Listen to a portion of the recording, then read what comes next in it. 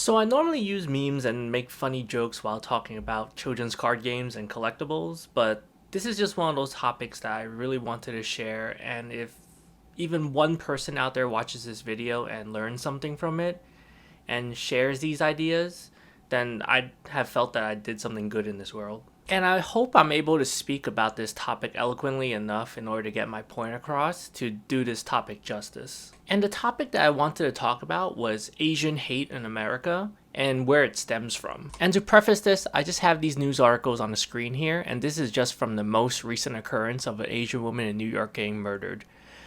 And it really isn't isolated to New York City alone that this is happening. This is all across our country. And I'm sure we've all witnessed racism against Asian Americans either through firsthand experiences or just seen it, whether it be on the news, social media, or anywhere else. And what we see is violence physically. Every other week, it seems like in New York, I hear about someone getting stabbed, someone getting pushed onto the train track, someone getting slashed, someone getting assaulted. Any assortment of violence, right? Or most commonly, you witness people saying things like, "Go back to your country, you chinks. Go back to China," or any other assortment of slurs or gestures, such as doing the slanty eye motion. I'm sure we know all of them, right? And for the past 2 years, it seems to be escalating and happening more and more often day by day, with almost no end in sight. And to really explain why Asian hate exists in America, I just wanted to show a brief clip from a movie called Chan is Missing. It's a 1982 movie by Wayne Wang. I know it's a black and white movie and it's really old, but just bear with it because it really sheds light on the idea of why Asian Americans are seen so differently by most of America. 在美国，你要做一个中国人，唯一的办法就是你要和 900 you have to identify with the 900 million Chinese in China. Then you have some meaning there. Wait a minute, but there are we're Chinese here too. There are a lot of Chinese, young Chinese. You are 在这儿啊，在美国，人家把你当外国人看。You are a foreigner here. You know that? You don't belong here. People consider you a foreigner. You're born here, right? 你是土生 ABC, right? A B and C. 你的 ABC， 可是人家把你当美国人吗 ？They still consider you as a foreigner. Yeah, I know, but here, right here, we have to do something. We have to fight. Fight for what? Fight for recognition. You know how long we've been here? 我们来这儿100多年了，100多年，然后加上50万中国人在这儿。500,000 Chinese in 100 years, if they don't recognize us, they don't want to recognize us. And they will not recognize us. You know what I mean? And 我们这一辈子只活着一次，可怜得很呐。人这一辈子只活一次，做点有意义的事。You only live once, so we should do something more significant. How's that, eh? And this is a scene that really stuck with me last year when I watched it, and it hasn't left my thoughts since. In this scene, Henry talks to the character Joe, who is an Asian American, and he tells him, "In America, you are a foreigner here. You don't belong here." And then he asks him if he was born here, and identifies him as an ABC. And for those who don't know, ABC stands for someone who's American-born Chinese. And then he proceeds to ask Joe, "Does anybody see you as a 美国人?" Which means, does anybody see you as an American even? And he says no, because they still consider you a foreigner. And then Joe, like every other Asian American, myself included, tries to retort back that we all have to try to do something, right? And we have to fight. And the next lines are what haunted me the most. And he tells him, "We've been here for over 100 years. Over 500,000 Chinese people over 100 years.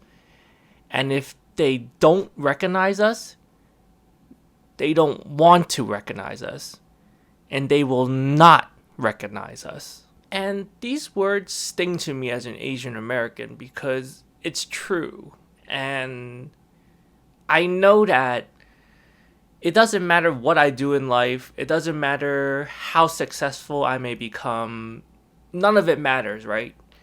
To some people, no matter what I do, I'll always be seen as just a dirty foreigner, some chink, and someone that should just go back to wherever I came from. And it scares me sometimes thinking of wanting to bring children into this world someday, and I can't picture myself having the conversation of why someone would be racist towards my children, having to explain why someone would want to call them a chink, why someone would tell them to go back to their country, whether hurting my family physically or even emotionally.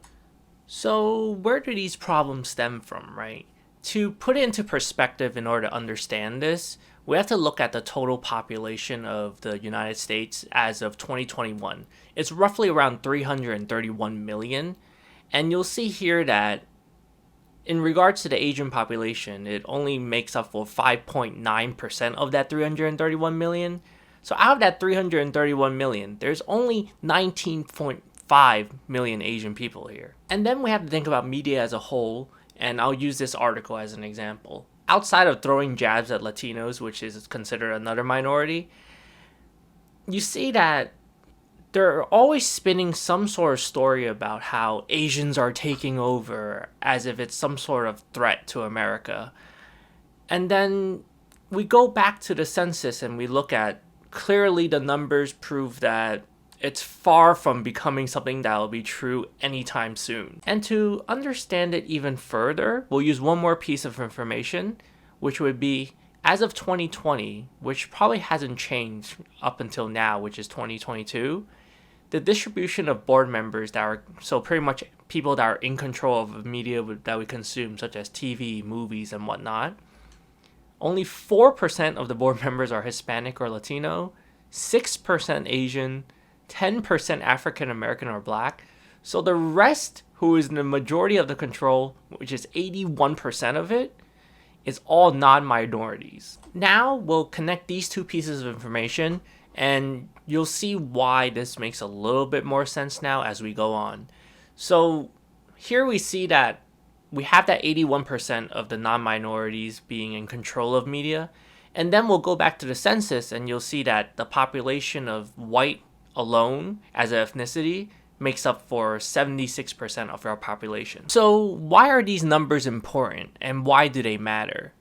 Have you ever wondered why every single Asian female in movies is either some sort of sexual object, a prostitute saying lines like, "Oh, me love you long time"? Why every single one of them has some sort of dyed hair, blue, pink, purple? Why every single Asian person is some sort of martial arts guy or gal?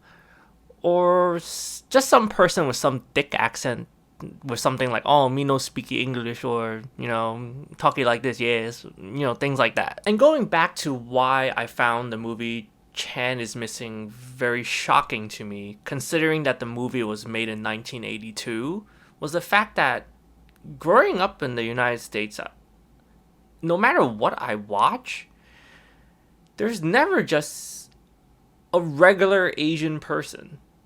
A regular person that any one of us that could relate to. That's not just some nerd, some geek, just a regular, normal American, just like you or me. And we could argue that there is more representation as the years go by, especially recently. But when we think about it, you might think that, oh, some representation is better than no representation, right? But is it really though?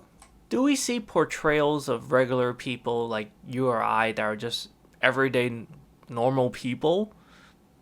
Or are we shown things like, oh, still every Asian person knows Kung Fu. Every Asian person's just some geek, some nerd, some kind of butt of a joke. Or, for example, Crazy Rich Asians, where every Asian is some kind of rich foreigner that's gonna take over with all their money. As you see, there's still a long way that we could go in order for there to be proper representation when it comes to just showing Asian Americans as just regular human beings, so that they're not seen as this some sort of perpetual foreigner. Also, as a side note though, I just wanted to add in that as much as I rag on bad representation, I do feel like there is representation, and that is a good thing. And there are tons of examples of how proper representation has slowly made it into the mainstream. And they show how Asians and Asian Americans are just normal people that exist outside of stereotypes that Hollywood seems so stuck on. And I do see that compared to the 90s till now, that there has been a lot of huge changes. And this is because outside of major media outlets like Hollywood and film, we have all these platforms now like YouTube, Netflix, and the internet in general. And this allows more opportunities that might not have been possible a decade ago. And then we go back and we think about how a majority of the media companies are run mostly by non-ethnicities, which, to put it bluntly, white, and how a majority of the population is also white as well too, which is 76% out of the 331 million people. And then by putting that into perspective, you'll understand who media is made for, mainly to consume, whereas the audience is not geared towards the minorities. And by putting that into perspective, we understand more about why representation is the way it is when it comes to minorities in media, and why the progress is just so slow. But we also have to understand that this is not a problem of individual people or an individual group. You can't put the blame solely on saying things like, oh, it's a problem with white people and that's just the end of it. It's not as simple as that. No matter what group we talk about, there's good and there's bad people no matter where you look. So I'm going to use a famous sociologist's ideas, and his name is C. Wright Mills, so that we can understand this. He wrote about something called the sociological imagination and how we can use it to understand society as a whole. And the main thing he talks about is the difference between personal troubles and issues. And the first example he gives is when it comes to unemployment. When we look at a city of 100,000 people, and if there's only one person unemployed, then in that case, we see it as his own personal trouble, right? His own personal problem. And we could blame it on maybe like the individual and whatnot. You could say that he's lazy. But when we look at a whole country and there's 50 million people, and if there's 15 million people unemployed, then that's an issue and a problem with the structure of society itself on a grander scale. And I'll give one more example that he gave so that we can understand this concept of personal troubles and issues a little bit more, and how we can understand why racism and Asian hate exists in America. And he talked about marriage, right? Between a man and a woman, if their marriage ends in divorce, we might see it as a personal trouble, and their marriage might have ended due to their own individual problems. But in society, if 1 in 4 marriages end in divorce, we need to look at it deeper, because that might be a problem that goes beyond the problems between individuals. And it might be a problem with the institutions of marriage itself, or the problems within a society as a whole. So to tie all these concepts together, we have to understand that we need to take these issues of hate and racism seriously, and we need to recognize why it isn't talked about more, and why it isn't taken seriously, and why it takes so much effort to label anything as a hate crime to get justice for anyone. And this goes back to how I showed you the population numbers and breakdown of who actually owns and controls media. And that's really important. The solution goes beyond appealing to the masses and just locking away one individual for a hate crime, because we have so many other incidents that are just buried and forgotten about and never brought to light on a national scale. And again, when you look back to who controls media, you understand why it doesn't matter to them to bring these things to light and to put a spotlight on it, because they'll just dismiss it as something that's blown out of proportions and it isn't worthy of making the news. And also, the problem on a grander scale is how media misrepresents a lot of minorities, and it makes us out to be these perpetual foreigners and threats, and just makes us seem un-American. So going back to why I feel like this topic needs to be discussed is that hate for immigrants of any kind have always existed in America, no matter how far back we look, and it exists even today. And we go back to the history of New York, and you'll see that it even applied to the Irish at some point. So as long as we as people who live in the same country, the same planet, admit the truth that racism and hate does exist in today's America, then maybe we can prevent further senseless acts of violence that are purely based on ethnicity and skin color alone, and we could make a better future for everyone. But I do want to end on a note that I do think that things will get better over time, and they are getting better. And there will be more proper representation as the years go by in media, so that immigrants can be seen in a different light as just regular human beings. And that most people out there aren't racist, and most people out there are good people. It's not all doom and gloom, right? And one last time, going back to how I talked about how the problem of hate and racism is more of an issue on a societal level rather than on any one individual person. An example of how things are getting better is how certain states are now proposing for Asian American history to be taught in schools as being mandatory. And this is really important because, like everything else in this world, change isn't something that's immediate. It doesn't happen overnight. But we do have to start somewhere, and there's no better place than starting in our education system. And as individuals, we can change things by spreading messages and ideas and educating one another to be more understanding of our fellow men and women.